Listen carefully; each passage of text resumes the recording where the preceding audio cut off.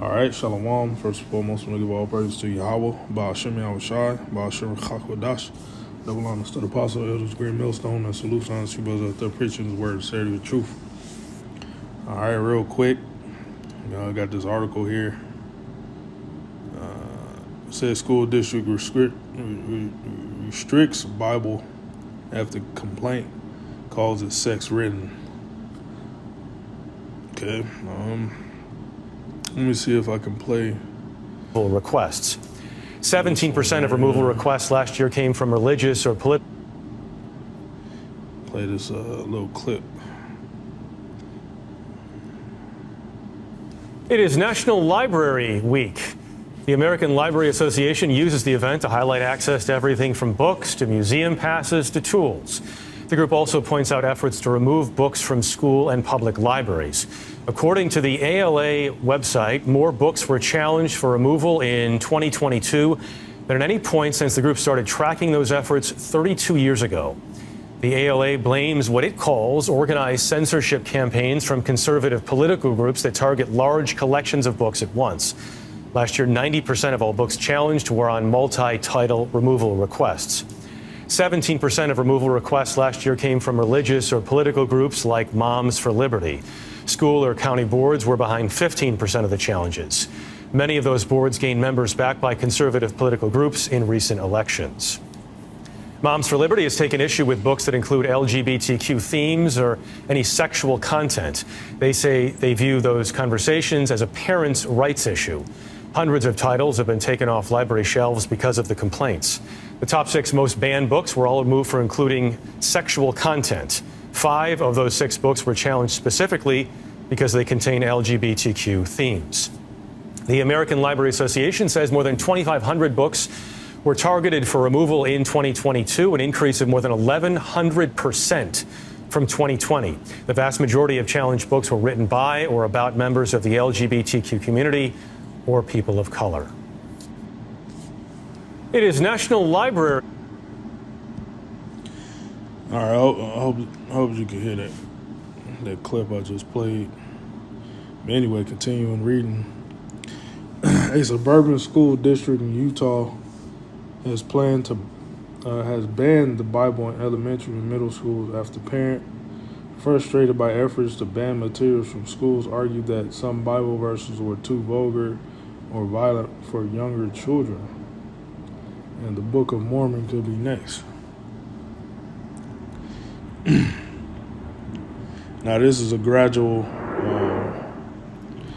the Lord is gradually basically causing a famine of the word, okay, which the apostles, the elders, the brothers of Great Millstone have been prophesying this for years, all right?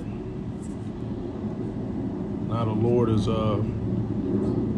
gradually taking the Bible, out of educational institutions. All right.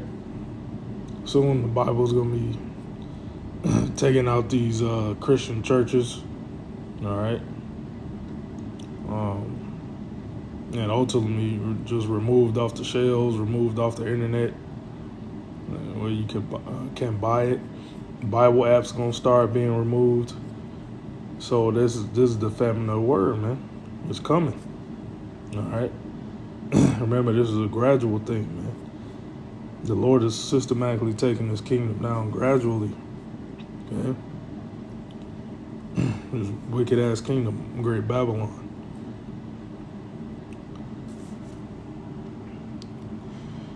It said the 72,000 student Davis School District north of Salt Lake City removed the Bible from its elementary and middle schools while keeping it in high schools after a committee reviewed the scriptures in response to parental complaint. The district has removed other titles, Sherman Axie, Absolute True Diary of a Part-Time Indian, and all these other books don't matter. Don't even matter being mentioned.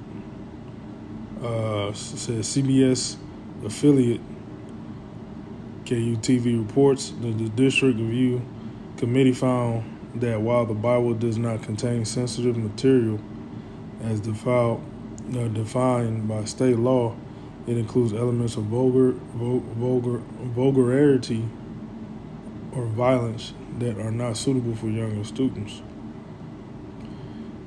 Let's see what the scriptures say, man. Let's see what the scriptures say. Ecclesiastes 12 and 1. Remember now the Creator in the days of thy youth. See that? How do you remember the Creator? By reading the scriptures. That's how you remember the Creator. Okay? Because the Creator has laws, statutes, commandments that's written in the Bible. Also ancient stories of our forefathers, you know, and in their lives, you know, of living in righteousness, you know, and also documents, you know, the wickedness of our people, you know, the other nations, history, you know, the history of our people, you know. So the scriptures say, remember thy Creator in the days of thy youth, while the evil days come not, nor the years draw nigh, when thou shalt say, I have no pleasure in them. Okay? So the scriptures say, remember thy Creator while being young, man. Okay?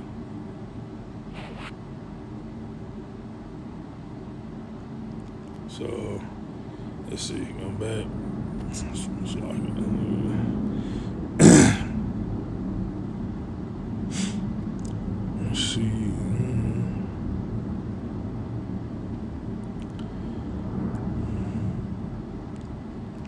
See, on Friday, a complaint was submitted about signature scripture of predominant faith in Utah.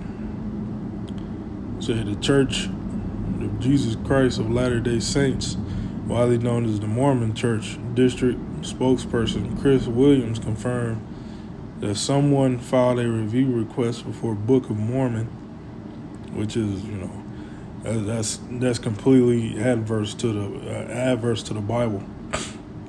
Okay.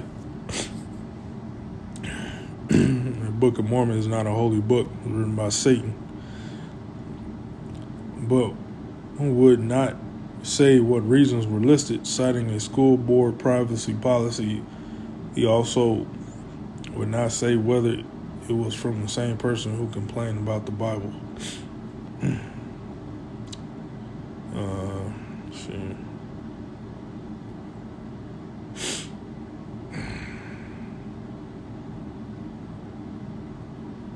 But anyway, you get the point, man. Yeah, this is the, you know, this is what Esau wants. He wants to remove the scriptures, you know, the Bible, out of every part of your life, man.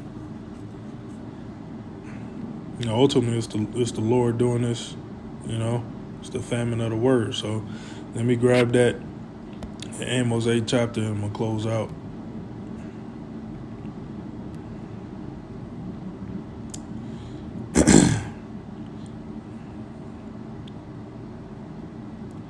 And also the Lord, he's going to remove his prophets. So it's going to be a famine of the words. You can't find no Bibles and you can't find the prophets. That's what it's going to come down to. Amos 8 and 11, behold, the days come, saith the Lord Yahweh, and I will send a famine in the land, not a famine of bread, nor a thirst for water, but hearing the words of the Lord. Okay?